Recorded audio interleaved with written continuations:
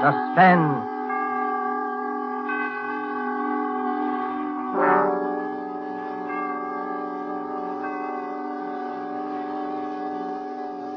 This is the Man in Black, here to introduce Columbia's program, Suspense. Heading our Hollywood cast tonight is the distinguished American actor, the star of the Broadway suspense drama Angel Street, who has recently returned to this coast to resume his film career, Mr. Vincent Price. Tonight's suspense play, which presents Mr. Price, and which is produced and directed by William Spear, relates an episode of recent years in the unfriendly Nazi capital of Berlin. The Strange Death of Charles Umberstein by E. Jack Newman is tonight's tale of suspense. If you have been with us before, you will know that suspense is compounded of mystery and suspicion and dangerous adventure. In this series are tales calculated to intrigue you, stir your nerves, to offer you a precarious situation, and then withhold the solution until the last possible moment. And so, with the strange death of Charles Umberstein, and with the performance of Vincent Price, we again hope to keep you in suspense.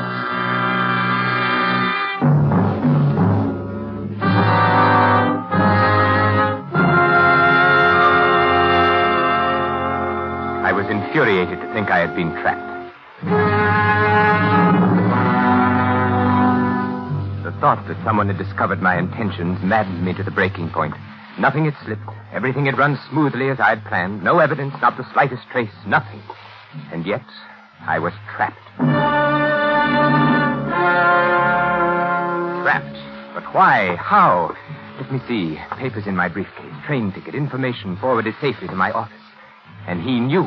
How? But he did know. I stood quietly in my room, watching him, watching me, waiting for me, standing by the lamppost beneath my window, knowing he had trapped me, waiting for me.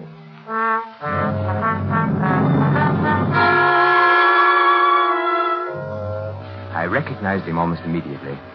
Captain von Heinz. Once before I had seen him briefly in Herr Miller's office. I'd been working on some corrections. Herr Miller was escorting him through the plant on an inspection tour. They stopped for a moment outside my office. I glanced up as Herr Miller gestured my way through the partially open door. Aha, Herr Hauptmann. Das ist unser neuer Architekt. So, ist Ihr neuer Architekt. Well, here it was. They were talking about me. My heart stopped. He was explaining how I had been recommended by the Führer himself, my qualification. They continued on their tour. Herr Miller explained later when I went to his office. Aha, Umberstein, there you are. Herr Miller, you sent for me? Yes, Umberstein. This morning, when Captain von Hind and myself passed by your office, I knew it was you. You knew it was me? Yes. Captain von Hind is head of Gestapo intelligence in this area. He was conducting a routine inspection this morning, and it was he who suggested that Well, since your recommendations were by the Führer himself... Yes? Your work here has been excellent. I knew you were the man when I passed by today. My work? Huh? Oh, no, of course, not that. Why, you have become one of our best men. Oh, thank you, Herr Miller. No, this is it. Yes, Herr Miller. Through various posts, we are releasing more prints on munitions areas in this country and other countries. Huh? You are to be in complete charge of their release from the vault. I understand, Herr Miller. As a citizen of the Reich, I am greatly honored that I have been given such an opportunity. An opportunity to show your loyalty. An honor. I will give you the combination. You will see that no other person enters the vault. Of course, Herr Miller. One moment, Umberstein. Yes? I think I should tell you that a few months ago, in one of the neighboring plants, the Gestapo apprehended a spy. Yes? He was working for an enemy espionage service, found in possession of certain vital documents which he had access to in his work. And what did they learn from him? Many things. He was reluctant to speak at first, but it's difficult to hold out indefinitely. So he finally gave them enough information to locate other agents who had filtered in. It was well he was detected. Oh, yes. The Gestapo is still on the alert for some of his co-workers, still expected to arrive. Of course, they are ignorant of his confession and his fate. So, Herr Umberstein, I must warn you to take all the necessary steps against the possibility of espionage. We cannot be too careful. I shall be careful. In you, Umberstein, is exemplified the efficiency of the Third Reich.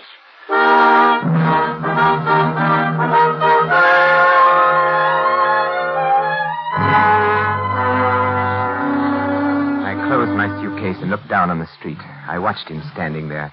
I kept asking myself, how could he know? This Captain von Hind, how could he know? The plan was perfect, the best yet, and yet I was discovered, trapped. It was a late Saturday afternoon, and the silence of the day hung heavy in the room.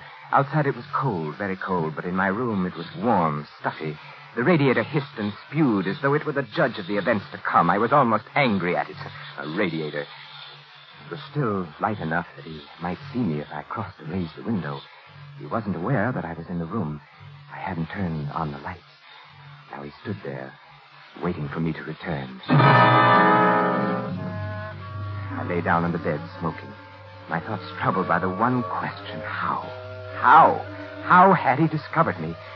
Safely, I had avoided all connections with anyone who might have a chance to spy on my work. There was not the least cause for suspicion.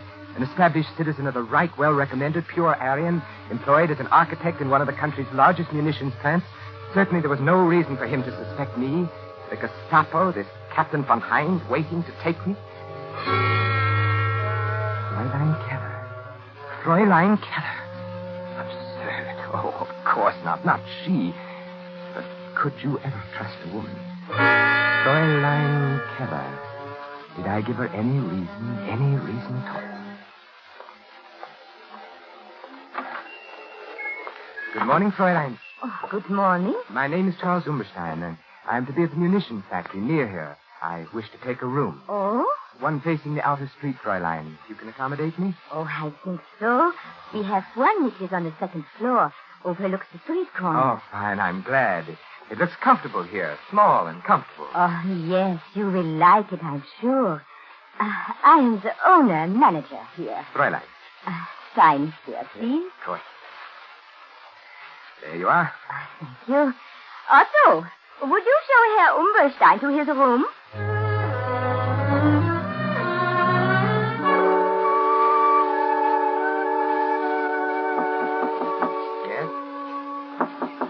Yes, who is it?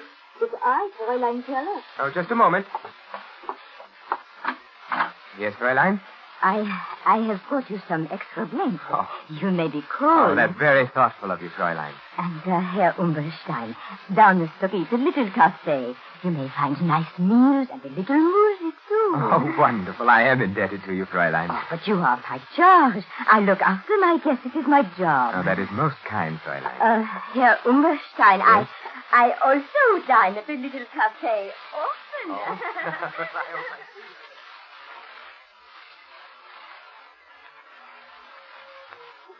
To you, Fräulein, for your wonderful hospitality. Oh, to you, Herr Umberstein. Fräulein, it's growing late. I must be off. I have a great many things to do tomorrow. Oh, and so do I. Oh, it has been a wonderful evening. Wonderful. Yes, wonderful. Here's your coat. It's growing colder now, isn't it? Yes, the winter will be here soon. Too soon. Yes, but I won't be. Eh? You won't be? Oh, nothing, Fräulein, nothing. You will be here alone. Certainly, Fräulein. Certainly, I was just, wishing. Wishing? For what? Now I had done it. I'd started to thinking perhaps she could... Oh, dear, for what? Nothing, Fräulein, nothing important. Only the hopes of every man. They become so near sometimes. They're almost reality. So? What else could I do? I had to lead her thoughts away somehow. She took the lead. You mean a woman? Yes. Yes, Fräulein. You. Oh, but we have known each other for such a short time. Only 2 weeks. That's true, but I've been aware of you for a longer time, though I've just met you. Oh, Herr Umberstein, Charles. Oh, Charles?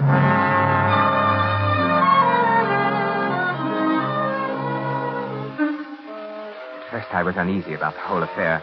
Then after a while, I did grow rather fond of her. She was so accommodating, and we dined together each evening, and I played my role to the letter. Never once did she mention my work. Oh. Fräulein Keller. What are you doing in my room? Well, I was... You've been looking through my papers. Why? I was looking for something. But what right have you? What are you looking for? I was what looking were you for a looking letter. For? A letter? What letter? One that you haven't got. I thought perhaps you might have it. Now, out with it. A letter from a woman. Very well, Charles. If you must know, I suspect you of nothing guilty. She was actually looking for a letter from some woman. Any woman. She didn't trust me. She didn't trust her child.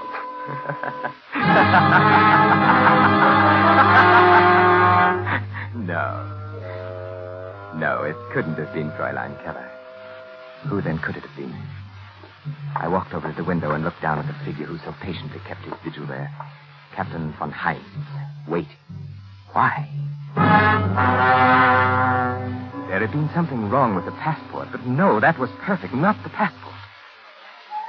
All passengers will report to the train master for passport examination. All in order. You can take your luggage to Berlin. Yeah, this way. Next. Next. Here you are. Name? Charles Umberstein. President? Berlin. Nationality? German. All in order. Fix your luggage.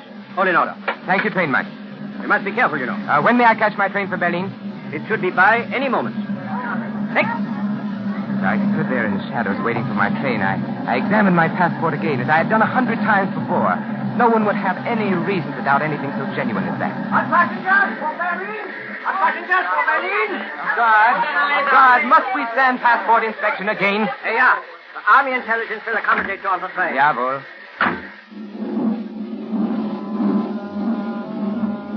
At 3 stops, my passport was inspected.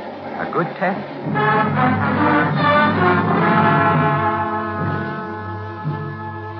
If the passport had been suspected or investigated, it would only prove that I was Charles Umberstein.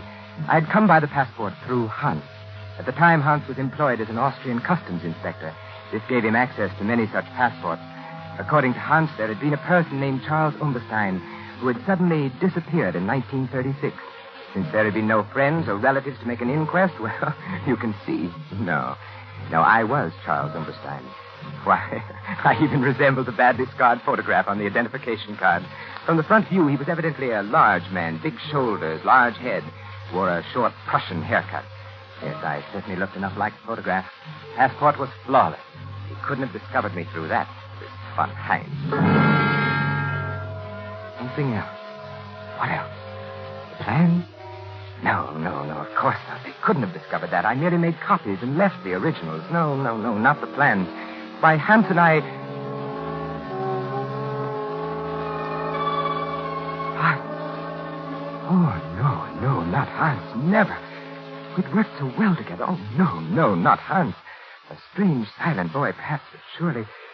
That night in 1936, when he gave me the passport, he was our man in Austria, but strange things happen even to the most loyal. All set, Charles. Then I see you again, Hans. Until I arrive, eh? I will be attached to an Army Ordnance division in the city. You will receive additional information on the first day of each month. From you? Yes. There's a hotel not far from the factory. Here is the address. Fräulein Keller runs this hotel. Now, on the second floor in one corner sits a mahogany table.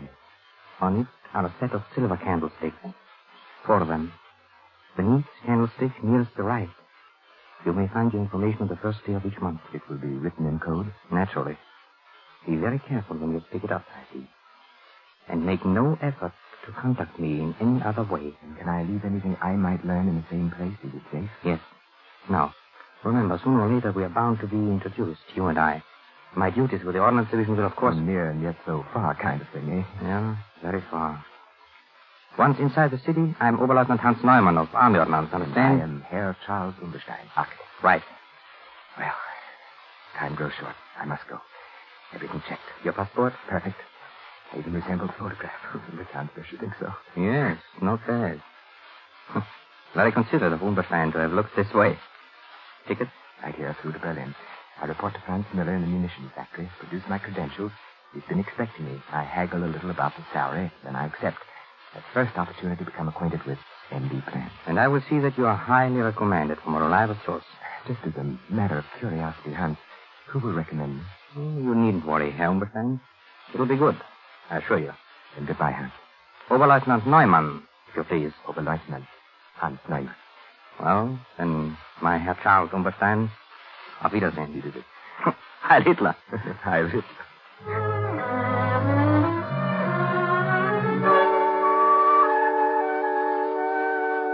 Yes, everything Hans had said came about. I picked up my information each month at the little hotel. I left an occasional report for Hans. It was the only way we ever communicated. And then Oberleutnant Hans Neumann began to appear in Franz Müller's office. And eventually Müller introduced us. In fact, Hans was with Müller quite frequently, and they dined together regularly. Hans played his part well. But one day, something was worrying him. I will wait here for you, Müller. I'll be with you in a moment. Ah, Herr Umberstein. It's good to see you again. Lieutenant Neumann. Herr Müller speaks very highly of your work here. Be very careful of this Captain von Heinz. There's something wrong. I don't know what it is. He looks at me very strangely. And there is something I recognize about the man. The eyes are... Yes. We was just chatting a moment. I've seen von Heinz somewhere before. Be very careful. And don't come with us in case they ask you. Well, you all ready? Why, yes, of course. Umberstein, would you care to join us at luncheon? No, thank you. I have some work to do. Always working. Yes. Well, then, let's go, Hans, yeah? Yeah, certainly. Oh, by the way, will Captain von Heinz be joining us today? Oh, von Heinz sent his regret. Something is delayed. Oh, that's too bad. Von Heinz, a remarkable man. No one like him in the service. No one likes him. Goodbye, Lieutenant. Von Heinz.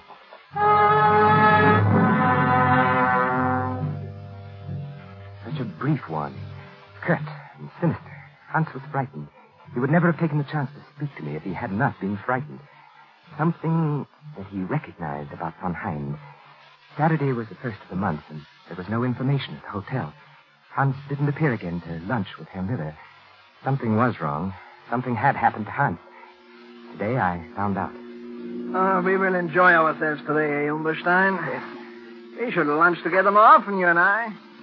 I like good company when I eat. Good food, good company, good digestion, Herr Müller. This is a wonderful restaurant that we are going to.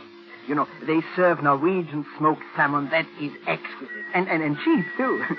Nothing like these new foods we are getting from Norway. I've heard of Norwegian salmon. And this is the best. You and Oberleutnant Neumann dine here often, don't you? Hans Neumann. Yeah, we came here often, yes. Hans Neumann will not come here for a long, long time again, I'm afraid. I don't understand. Yeah, you don't. You remember Captain von Heinz? Oh, yes, the Gestapo man who was inspecting our factory a few weeks ago. Yeah, a most efficient man. He has apparently been observing Hans Neumann for some time. Oberleutnant Neumann is being detained by Captain von Heinz now. Was he... He was a spy. Spy? How do you know? Von Heinz arrests only spies. And von Heinz never makes a mistake. The man is incredible. Was there something suspicious about Hans? There's something suspicious about everyone to von Heinz. He himself asked me to cultivate Oberleutnant Neumann so that he could better observe his actions. Yes, I noticed that you two lunch together very often. We lunch together at this very same restaurant you and I are going to now. That made it easy for von Heinz. Easy? To study the man in leisure. Von Heinz always wants to be certain of his quarry. And, where is Hans now? Who knows? Who knows what happens when Captain von Heinz takes a man? Don't you admire such efficiency, Umberstein? Well, of course. Yeah, well, the captain did indicate that there were others to be rounded up, too. Well, here we are. Oh, look, you see them in the window? Norwegian salmon. Oh, they are beautiful, so red, so delicious. Are you hungry, Umberstein? What? Oh, yes. Oh, they do look delicious.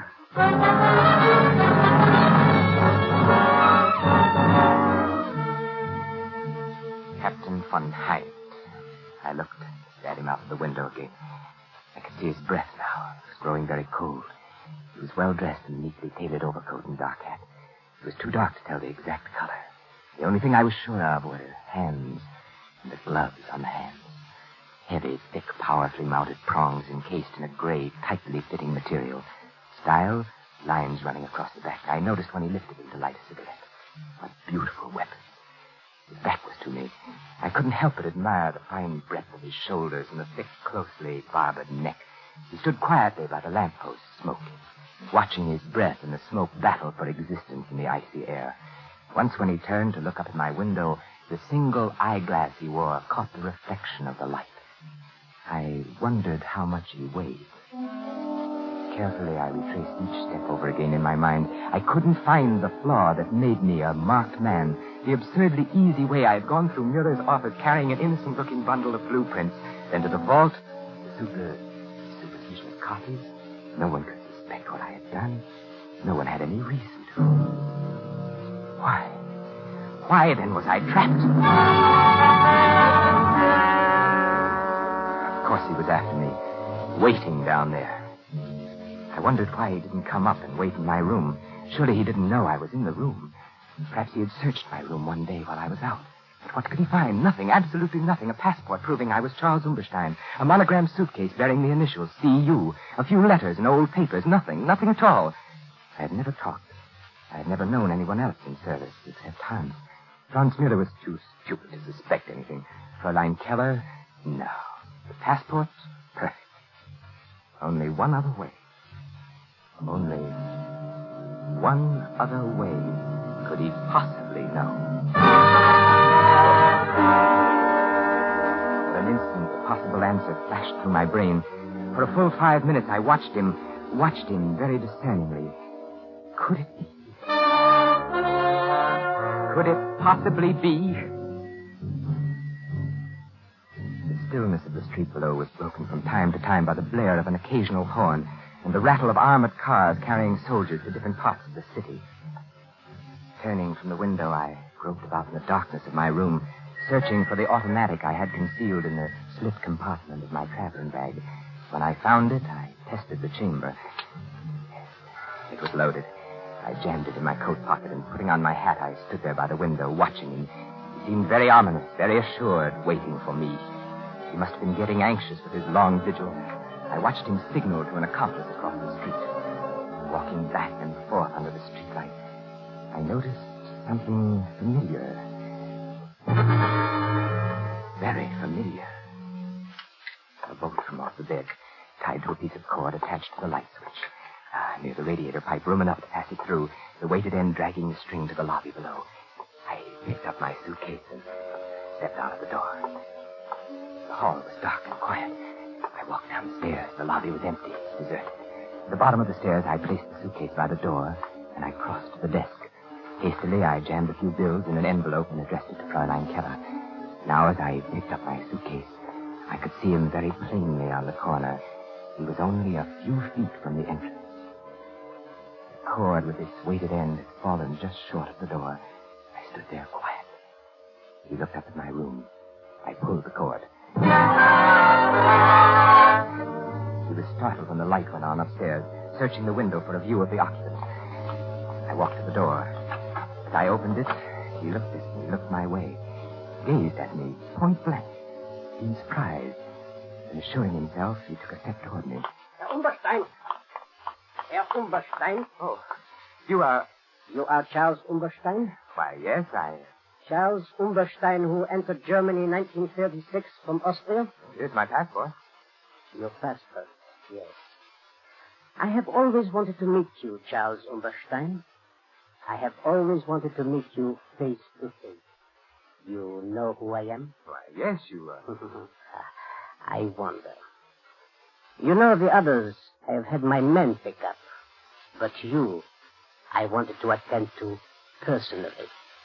It's because you are Charles Umberstein. Now we will just... I'm sorry, my friend. He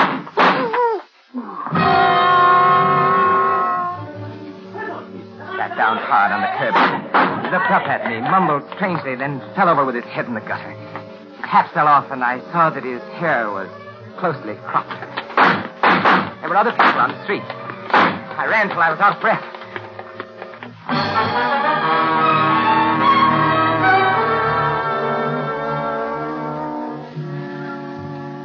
The next day, I picked up a Berlin paper on the railroad station. On the second page, I read the headline, Gestapo official murdered. Saturday, January 25th, Captain Charles von Heinz, high-ranking official of the Gestapo intelligence service, was instantly killed last night by the bullets of an unknown assailant whom he was attempting to arrest on charges of espionage. Captain von Hind had been connected with the Gestapo since 1936. Prior to his affiliation with the Gestapo intelligence, he had been known by his real name, Charles Umberstein. His entry into such dangerous work made necessary a complete retirement from all public life. The Reich will long honor the memory of Charles Umberstein. I wired flowers from Geneva with a card marked Sympathy, signed C.U.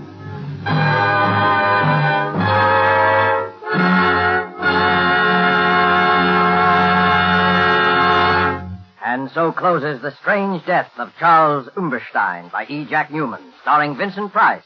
Tonight's tale of suspense. Vincent Price will soon be seen in the 20th Century Fox production, Song of Bernadette. The producer and director of Suspense is William Spear. Music was composed by Lucien Morawick and conducted by Lud Gluskin. This is the Man in Black, who would like to draw your attention to the new day and time for Suspense, beginning next week, when Cary Grant will be our star. Beginning next week, listeners in the Eastern and Central time zones will hear Suspense on Thursdays at 8 p.m. Eastern Wartime and 7 p.m. Central Wartime. Listeners in the Mountain and Pacific time zones will be brought their next story of Suspense on Monday, December the 6th, and each Monday thereafter at 9 p.m. Pacific Wartime. Don't forget Suspense on Thursdays, beginning December the 2nd, if you live in Eastern and Central time zones, and Mondays, beginning December the 6th, for listeners in the Mountain and Pacific time zones, with Cary Grant, our opening guest star.